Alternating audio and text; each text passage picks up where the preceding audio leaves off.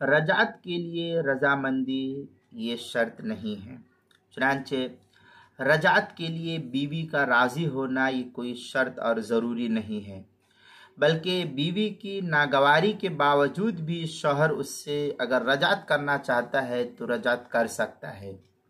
इसी तरह अगर शौहर को रजात करने पर मजबूर किया गया और वो बिलजबर उससे रजात करा ली गई तो भी रजात इस सिलसिले में दुरुस्त हो जाएगी और बीवी उसके निकाह से नहीं निकलेगी। चुनांचे फतावा शाम में है वफ़िस सैरिफिया बेअन्न रज़ा लैस बिशर्तिन वलिहाज़ा लव उक्रिहा अल रजा बिलफ़िअल यसिहु।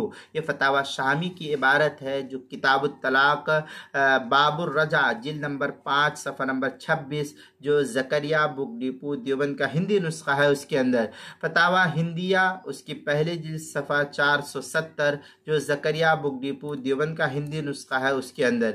इसी तरीके से फतावा हिंद में है व इज़ा तल्लक़ अर्रजुलु इम्राअतहु तत्लीक़तन औ तत्लीक़तैन रजइयतन फलहु अन युराजिअहा फ़ी इद्दतिहा। इस तरीके की इबारत रज़ियत बिज़ालिका औ लम तरदा। इस तरीके की इबारत फतावा हिंदिया किताबुत तलाक़ अल बाबुस सादिस फ़िर रजा व फ़ीमा तहिल्लु बिहिल मुतल्लक़ा व मा यत्तसिलु बिही।